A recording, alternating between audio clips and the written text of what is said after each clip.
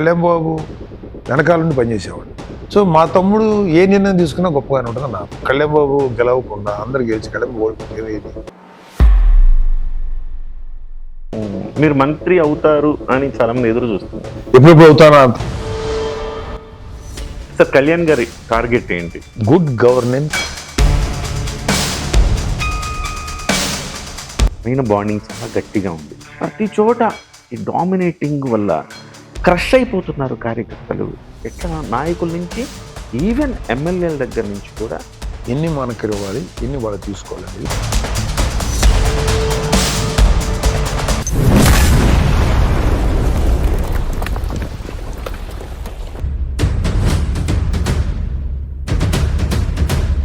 Hi, అందరికీ నమస్కారం. Mega brother Nagababu గారితో ప్రస్తుతం ఉన్నాం. సార్ నమస్కారం. సార్ నమస్తే కిరణ్, చెప్పండి. సార్ ముందుగా థ్యాంక్ యూ సో మచ్. మీరు ఈ మధ్య ఇంటర్వ్యూలు తగ్గించారు, బట్ అడగాని మాకు ఇంటర్వ్యూ ఇచ్చినందుకు ప్రత్యేకంగా సార్. మీరు ప్రజారాజ్యం పార్టీకి ఎక్కువ కష్టపడ్డారా, జనసేనకి ఎక్కువ ప్రజారాజ్యానికి? ప్రజారాజ్యానికి. జనసేనకి వరకు నేను 19లో నాకు కళ్యాణ్ బాబు ఎంపీగా చేయమన్నప్పుడు ఒక 18 రోజులు పనిచేశాను. కానీ ఎప్పుడు కళ్యాణ్ బాబు వెనకాల నుండి పనిచేసేవాడిని, పార్టీలో లేకపోయినా. తర్వాత మొన్న అనకాపల్లి ఎంపీగా అనౌన్స్, అంటే అంతకుముందు నన్ను కళ్యాణ్ బాబు అడిగాడు. ఎంపీగా నిలబడిన తర్వాత ఒక 2 ఏళ్ళు గ్యాప్ వచ్చింది. తర్వాత ఇప్పటంలో జరిగింది కదా మీటింగు, అది 3 ఏళ్ల క్రితం. ఒకరోజు ఏదో మాటల్లో నేను ఎన్విరాన్మెంట్ సైడ్ ఏదో చేయాలనుకున్నాను కళ్యాణ్. అదేదో చేయాలనుకుంటే రాజకీయాలకు చేయొచ్చు కదా, బాగా ఇంకా ఎక్కువ చేయొచ్చు కదా అనేది. అంటే ఇష్టం కళ్యాణ్, నేను ఎప్పుడు నాకు నేనుగా వస్తానని చెప్పలేదు, నువ్వు అంటే వస్తాను, నువ్వు రా చేస్తే బాగుంటుంది అన్నాడు. అప్పుడు ఎంటర్ అయ్యా. అనకాపల్లి అనౌన్స్ చేయటం, నేను కొనుగోలు పనిచేశాను. మళ్ళీ తను లేదు నువ్వు అది ఇవ్వాల్సి వచ్చింది. ఒకటేంటంటే I'm very happy that Kalyan Babu has taken decision by giving that seat to BJP. ఇక్కడ ఎస్టాబ్లిష్ అయిందంటే కళ్యాణ్ బాబులో ఏ స్వార్థం లేదండి ఎస్టాబ్లిష్. ఓకే. సో మా తమ్ముడు ఏ నిర్ణయం తీసుకున్నా గొప్పగానే ఉంటుంది నా ఫీల్. ఎందుకంటే కళ్యాణ్ బాబు మంచితనం, కళ్యాణ్ బాబు వ్యక్తిత్వం తెలిసిన తర్వాత అతను ఏ నిర్ణయం తీసుకున్నా అద్భుతమైన నిర్ణయం తప్ప, ఈవెన్ దెన్ అది టెంపరీగా ఏదన్నా కొంచెం ఇబ్బంది కలిగించిన లాంగ్ టర్మ్ లో అద్భుతమైన ఇది ఉంటుంది. అతనికి ఉన్న ట్రాక్ రికార్డ్ అది. సమ్ టైమ్స్ కళ్యాణ్ బాబు ఏదైనా డెసిషన్ తీసుకుంటే ఆ స్పాంటేనియస్ గా ఆ టైం కొంతమంది నచ్చకపోవచ్చు, కానీ లాంగ్ టర్మ్ లో అది అద్భుతమైన ఫలితాలు ఇస్తుంది. సో కళ్యాణ్ బాబు ఎప్పుడైతే అన్నాడో నాకు ఒక రకంగా మా ఫోన్లే పెద్ద బాధ్యత తప్పింది, నాకు నిజంగానే పెద్ద రెస్పాన్సిబిలిటీ. తర్వాత లేదు నువ్వు వచ్చి పిఠాపురంలో కొంచెం ఉండి చూసుకో అని నాకు అనుకున్నా. ఇది కదా అవకాశం అంటే ఇంకా ఆనందంగా వెళ్ళారు, ఎక్కువ ఆనందంగా. ఇది కదా అవకాశం నాకు అని నిజంగానే నేను పిఠాపురంలో చేసి గెలవడం కంటే కళ్యాణ్ బాబు గారిని గెలిపించడంలో అదే ముఖ్యం కదండి. ఇవాళ జనసేన ఎవరైనా సరే ఇమాజిన్ చేయండి, 2024లో కళ్యాణ్ బాబు గెలవకుండా అందరు గెలిచి కళ్యాణ్ బాబు ఓడిపోతే ఏమైంది? సో అతను లీడర్, అతను ఒక్కడ గెలిచి మిగతా వాళ్ళందరూ ఓడిపోయిన నష్టం లేదు. కానీ అతను ఎలాంటి లీడర్ అంటే 19లో అందరూ ఓడిపోయారు, 21లో అందరినీ గెలిపించుకొని తీసుకెళ్ళాడు. చాలా సందర్భాల్లో కళ్యాణ్ బాబు నాడు నేను ఒక్కడిని వెళ్ళాలని అది కూడా 4 తీసుకుని వెళ్ళిపోయి ఎప్పుడుకో అయిపోయాడు సెంట్రల్ లెవెల్లో.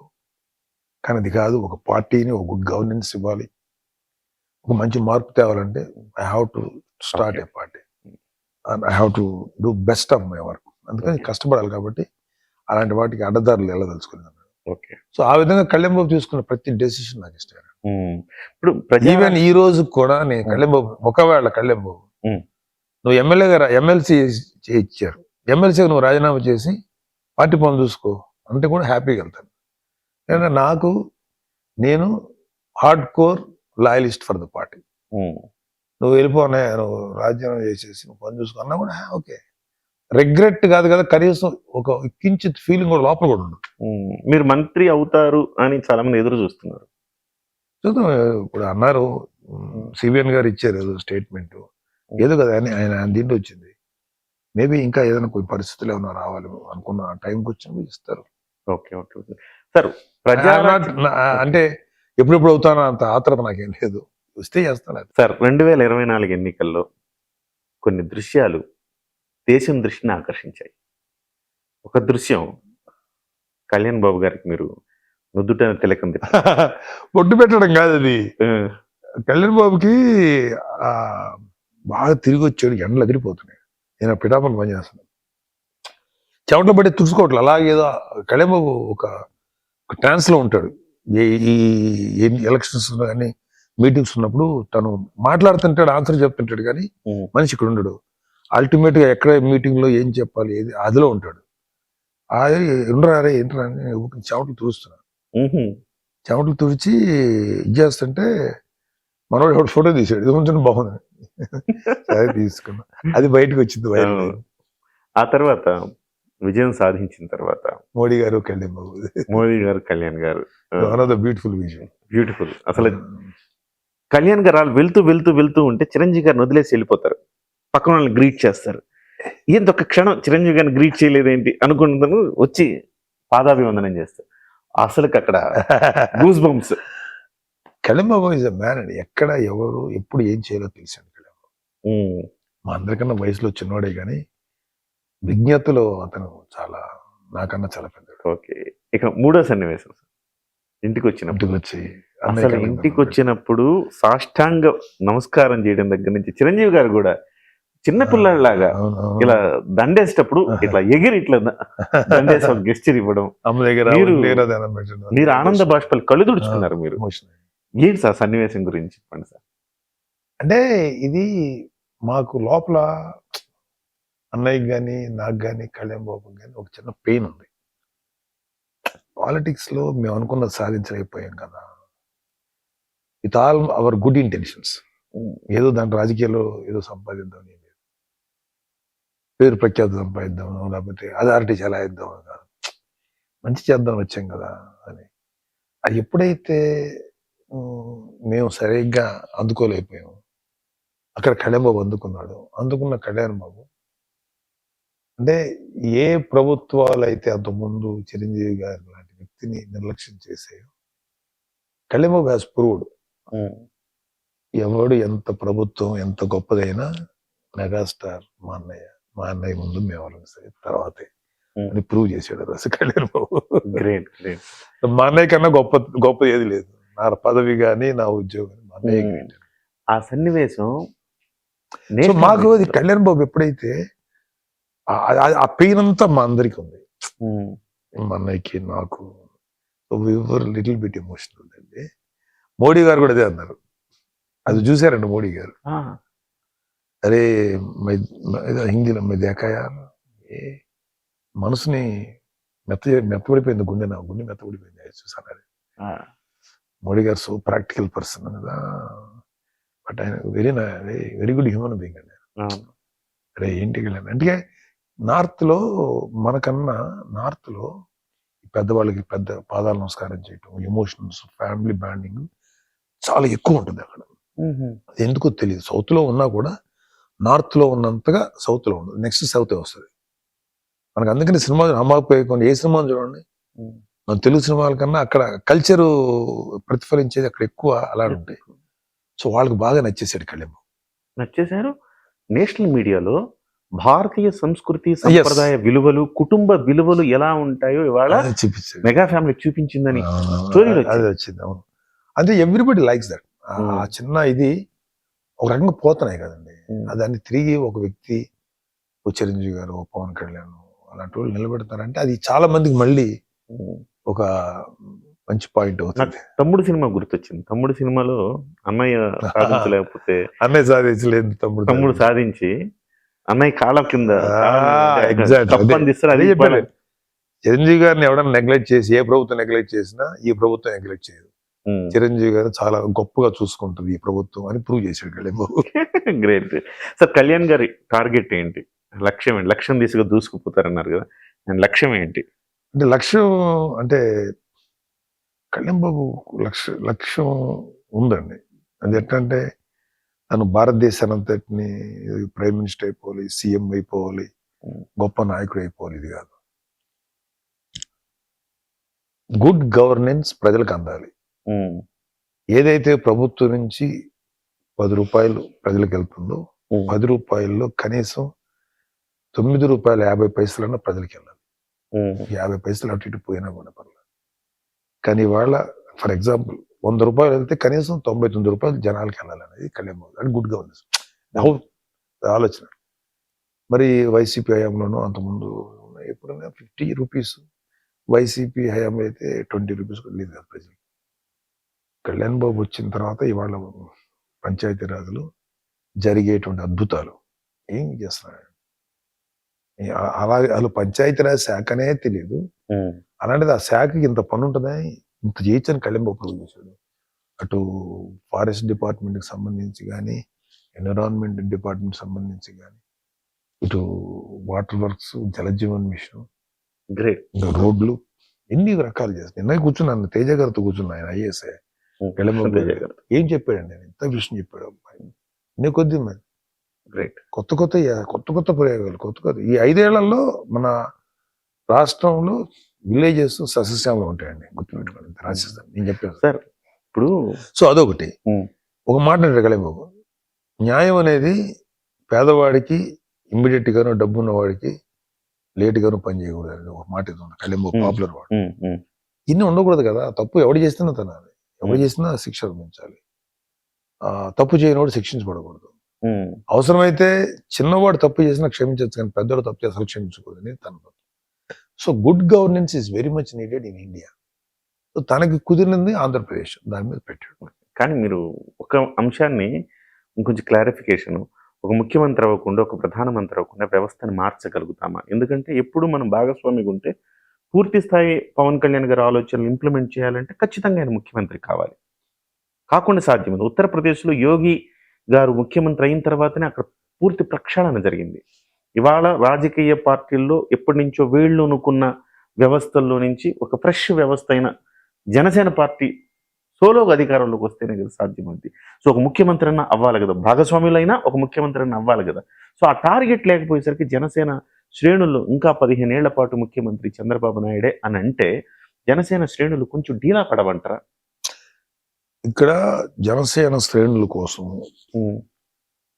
తెలుగుదేశం శ్రేణుల కోసం, బీజేపీ శ్రేణుల కోసం కళ్యాణ్ బాబు పనిచేయట్లేదు. చంద్రబాబు నాయుడు గారి కోసం, మోడీ గారి కోసం, కళ్యాణ్ బాబు కోసం కళ్యాణ్ బాబు పనిచేయట్లేదు. మనకు 6-7 కోట్ల మంది పైన ఆందోళన, వాళ్ళ శ్రేయస్ కోసం పనిచేస్తారు. వాళ్ళ శ్రేయస్ కోసం పనిచేసినప్పుడు పర్సనల్ గా పార్టీకి సంబంధించిన ఏదైనా ముందు ప్రయారిటీ అది తప్ప ఇది కాదు. కళ్యాణ్ బాబు ఇది ఎప్పుడో వస్తుంది, ఒక అవకాశం వచ్చి రాకుండా ఉండదు. ఓకే. సో రెండోది ఏంటంటే, మీ ముంగిట ఒక ప్రమాదకరమైనటువంటి పరిస్థితులు ఉన్నాయి. మీరు బయటికి వెళ్తే తల తెగిపోద్ది, మీరు అడుగు పెడితే బాంబు వచ్చి పడద్ది, మీరు బయటికి వెళ్తే ఏదో అయిపోతారు.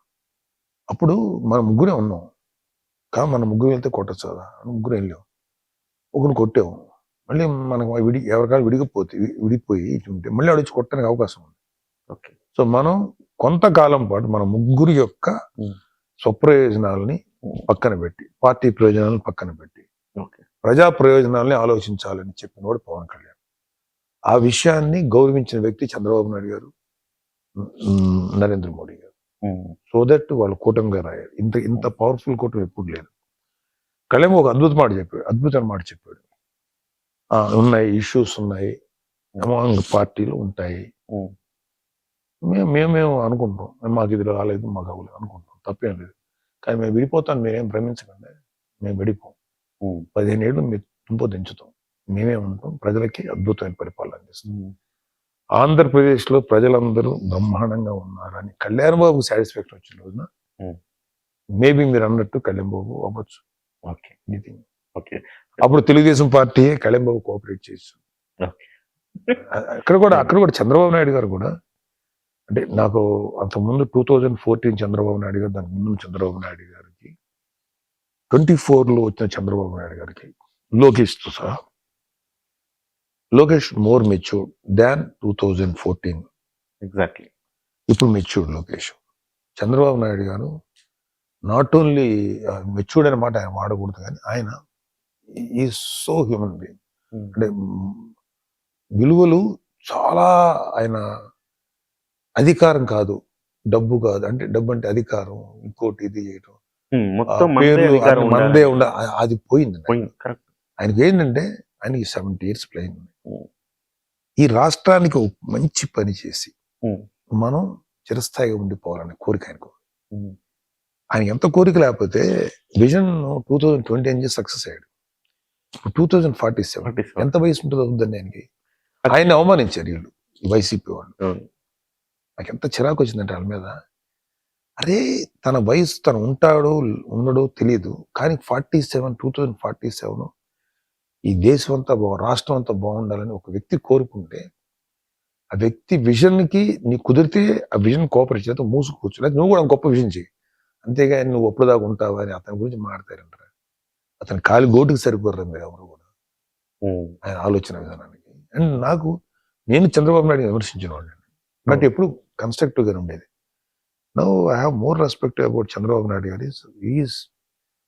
అంటే ఇక్కడ అధికారం చెలాయించడం, పవర్ ఉండటం కంటే కూడా ప్రజలకు ఏం చేయాలి ఆ పేరు ఉండాలి, నాకు గుడ్ లీడర్ గా ఉండాలని. ఆయనకి పాపం అది చూశాను ఈసారి ఈ టెన్యూర్ లో. ఎస్పెషల్లీ ఆయనకి ఎక్కడో కళ్యాణ్ బాబు అంటే విపరీతమైన గౌరవం. ఎందుకంటే తన కోసం నిలబడిన వ్యక్తి, తన పార్టీ కాకుండా వేరే పార్టీలో. అండ్ ఎప్పుడు తను ఒక లెవెల్ వరకు ఉంటాడు తప్ప తను మధ్యలో వచ్చి డిస్టర్బ్ చేయడం, పర్ఫెక్ట్గా ఉంటాడు. నా మీద గౌరవం ఉంటుంది. కళ్యాణ్ బాబు కూడా అపారమైన గౌరవం. ఎవరైనా కళ్యాణ్ బాబుకు సంబంధించిన ఏదైనా సరే అంటే పార్టీలో మీరందరూ ఒకటి ఓకే, కానీ నా కళ్యాణ్ బాబు నుంచి దయచేసి పవన్ కళ్యాణ్ గారిని ఎవరు ఏమనదు. I should give him maximum respect. ఆయన పవన్ కళ్యాణ్ ఉన్నబట్టి, అలాంటి సపోర్ట్ ఉండబట్టి మేము అందరూ నిలబడ్డాం. అలాగే మోడీ గారికి కూడా అదే గౌరవం ఉంది కళ్యాణ్ బాబు అంటే. గ్రేట్. అంటే ఒకడు నిస్వార్థంగా కలిపాడు ఇద్దరిని. ఆ ఇద్దరు కూడా వాళ్ళకి ఆ వాల్యూ తెలుసు. ఒకడు నిస్వార్థంగా ఉన్న కుర్రవాడు నాకు నిలబడ్డాడు, అటు మోడీ గారు నిలబడ్డాడు. అందుకని ఇద్దరికి చాలా గౌరవం కళ్యాణ్ బాబు అంటే. ఆయన నిజాయితీ వాళ్ళని ప్రేమించలేదు, వాళ్ళు కళ్యాణ్ బాబు వైపు అట్రాక్ట్ చేసింది. కళ్యాణ్ బాబు యొక్క నిజాయితీ, మంచితనం వాళ్ళకు కూడా నచ్చింది. వాళ్ళు కూడా కొత్తగా డిఫరెంట్ గా ఉండొచ్చు కదమ్మా అనేది ఒకటి. అంటే ఎస్పెషల్లీ చంద్రబాబు నాయుడు గారు ఈసారి చంద్రబాబు నాయుడు గారు తీసుకున్న నిర్ణయాలు కానీ ఆలోచనలు కానీ చాలా అద్భుతంగా తీసుకున్నారు. సో అంటే ఇద్దరు మంచి మనుషులు కలిసినప్పుడు, కళ్యాణ్ బాబు లాంటి మంచి మనుషులు కలిసినప్పుడు, చంద్రబాబు నాయుడు గారు లాంటి విజనరీ కలిసినప్పుడు అద్భుతాలు జరుగుతాయి.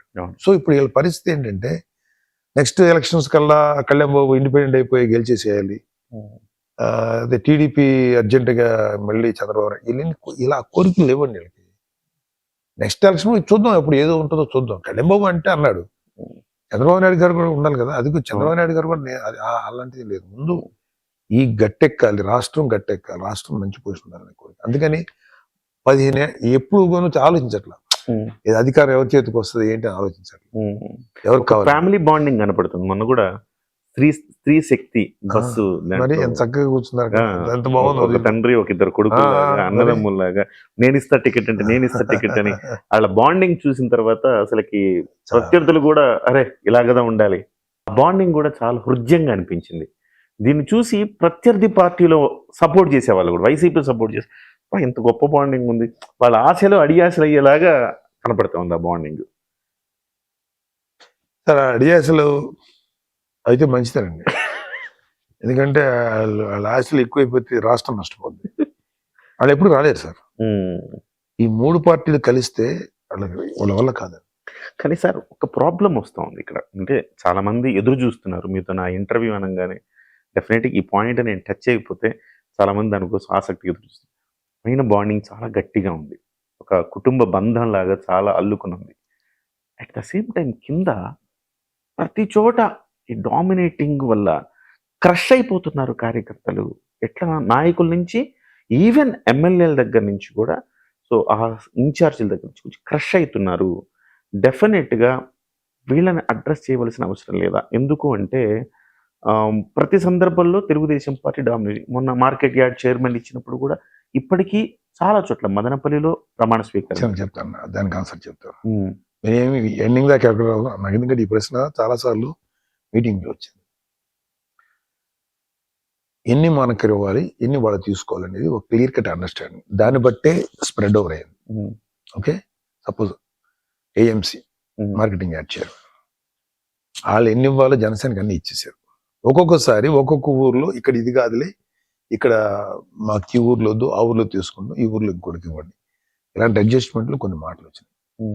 సరే ఇక మ్, ఎప్పుడైతే టాప్ లీడర్షిప్ యునైటెడ్ ఉందో కింద కొంతకాలం పాటు ఈ రిఫ్ట్ తప్పదు, ఈ చిన్న చిన్న అడ్జస్ట్మెంట్లు తప్పదు. సో ఇవాళ కార్యకర్తలు లేకపోతే వీళ్ళు ఎవరో ఆలోచించాల్సింది ఏంటంటే ఇవాళ అధికారం మన చేతిలో ఉంది. ఏ కార్యకర్త అయినా సరే నాకు ఏం కావాలి, ఏం చేయాలి అనుకుంటే ఖచ్చితంగా వాళ్ళు కోఆపరేట్ చేసేటువంటి వ్యవస్థ ఉంది. ఇప్పుడు కళ్యాణ్ బాబు జనవాణి పెట్టాడు, ఎంతో మంది ఎన్నో సమస్యలు చెప్పినారు, చేస్తున్నారు కదా. ఇప్పుడు ఒక్కొక్కసారి ఒక్కొక్క నియోజకవర్గంలో కొంత రిఫ్ట్ జరగటం గట్టిగానే ఉంటది. సో వాట్, మీ ఇద్దరు ఇప్పుడు ఇప్పుడు సపోజ్ ఒక నియోజకవర్గంలో నువ్వు నేను, మీరు తెలుగు, నేను టీడీపీ, నేను జనసేన, సరే మన ఇద్దరం కొట్టేసుకొని కంపు చేసేసి విడిపోయి వైసీపీ ఎవడో వస్తాడు దుర్మార్గకుడు, వాడికి ఇచ్చేసి అధికారం ఇచ్చేసి మనం నడుస్తూ కూర్చున్నావా? ఈ ఆలోచన వాళ్ళకి కూడా రావాలి. అధికారం చేతిలో అంటే ఇవాళ గొడవలు పడిన రేపాన సర్దుకుంటాం, అధికారమే లేకపోతే ఎప్పుడు ఏడుస్తూనే కూర్చోవాలి.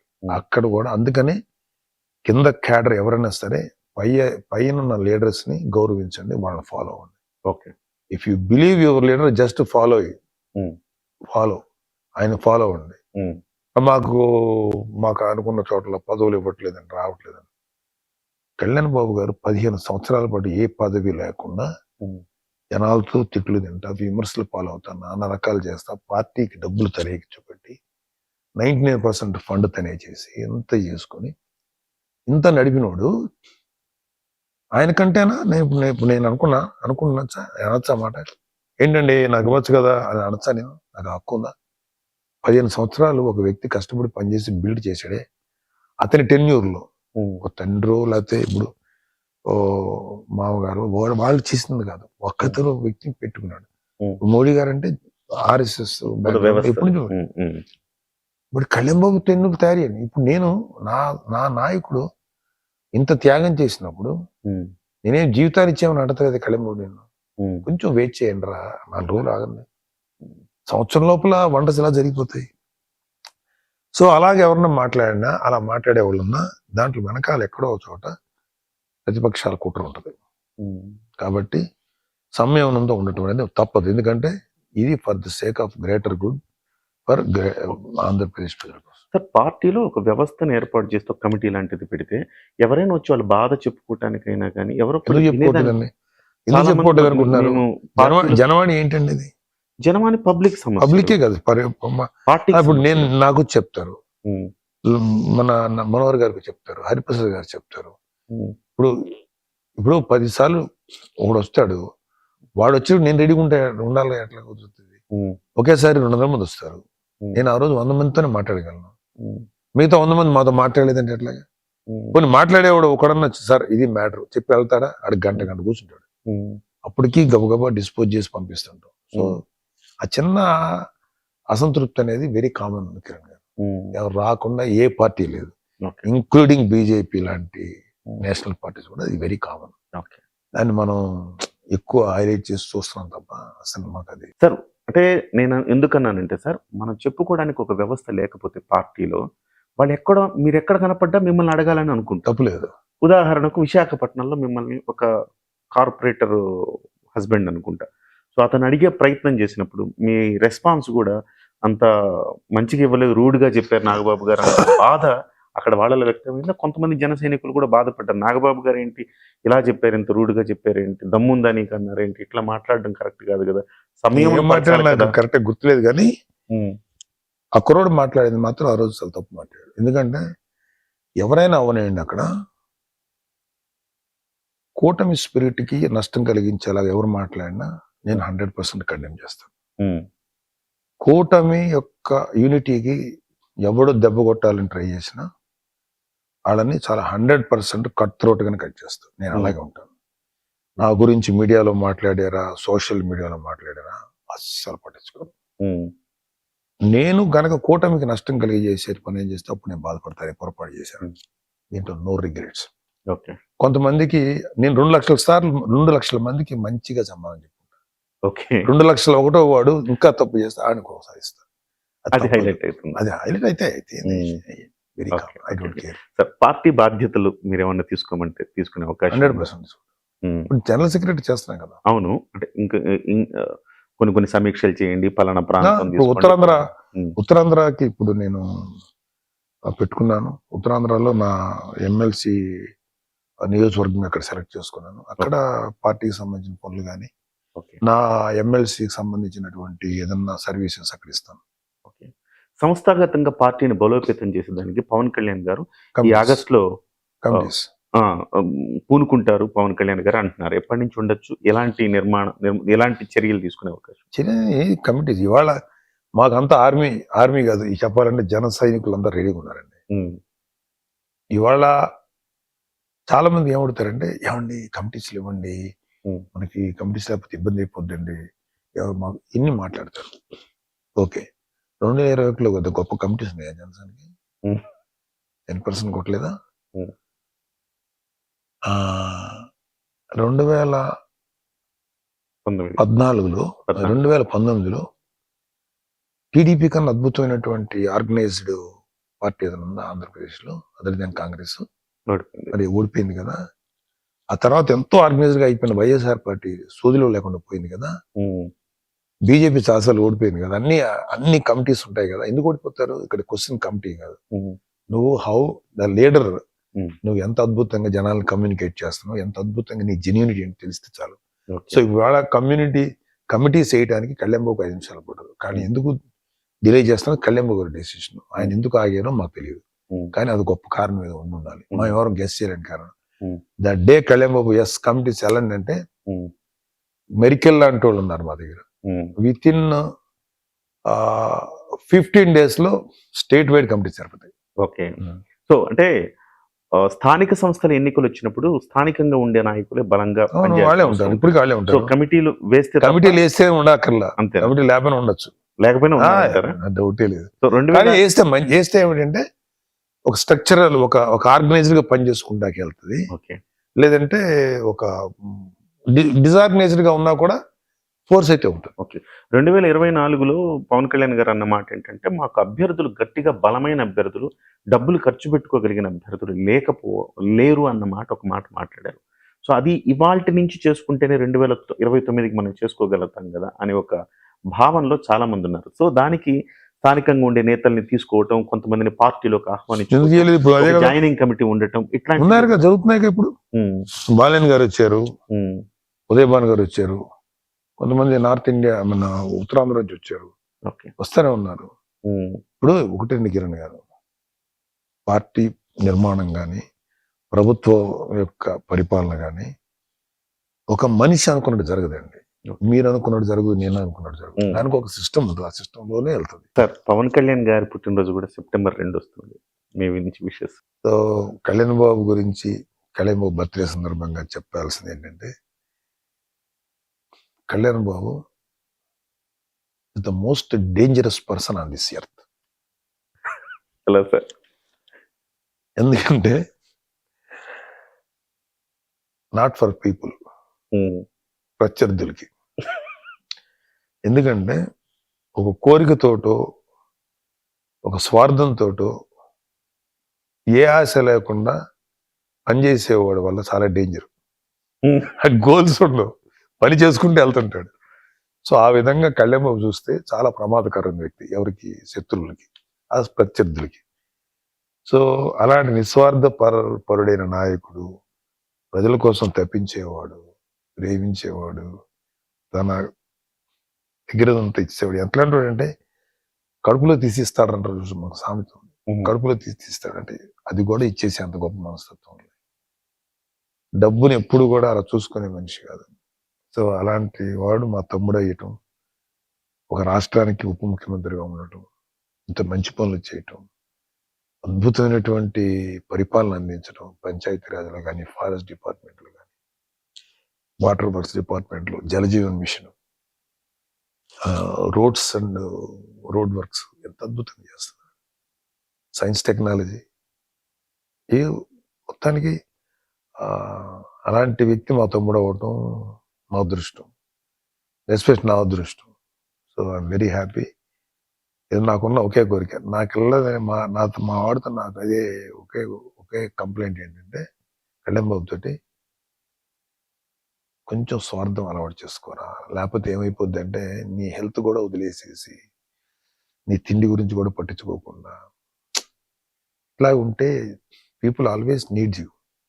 బట్ నువ్వు ఆరోగ్యంగానో లేదా నువ్వు చాలాసార్లు దగ్గుతుంటావు చూడండి, తనకి సరిగా పట్టించుకోకపోవటం వల్ల కేర్ తీసుకోవడం, అది తీసుకోవడం అది ఒక్కటే నాకు కొంచెం కోపం వాడి మీద.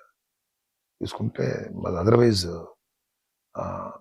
అంటే అంత నిర్లక్ష్యం చేస్తాడు తన గురించి అయితే పట్టించుకోడు. అది కోపం నాకు. నువ్వు బాగుంటేనే కదా అక్కడ అందరం బాగుంటాం, వాట్ ఎవర్ పార్టీ క్యాడర్ అంతా. అంతే.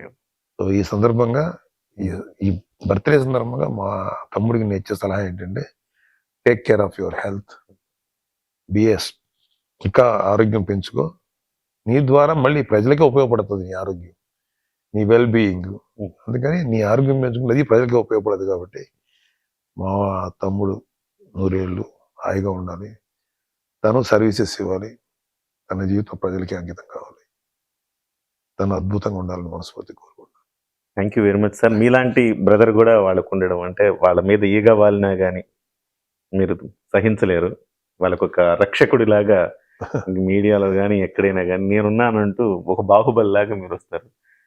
ఒకప్పుడు నేను ఉండేవాడిని అండి. ఇప్పుడు చాలా మంది వచ్చారు నాలాగా, మా జన సైనికులు, వీర మహిళలు, మా మెగా ఫ్యాన్స్ అందరూ కూడా. ఒకప్పుడు నేను ఉండేవాడిని, అవసరం ఉండేది. ఇప్పుడు నా అవసరం లేదు. ఇప్పుడు నేను అందంలోగా 100 మంది వచ్చి పడుతున్నారు, Kalyan Babu అభిమానించేవాళ్ళు, people kind of you, మీలాంటి వాళ్ళు ఎంతమంది ఉన్నారు. దో యువర్ ఇన్ మీడియా అంటే అది మీరు చేసేది నిజమే చెప్తున్నారు. Thank you sir. Thank you. నమస్కారం. All the best for your Kiran TV. Thank you.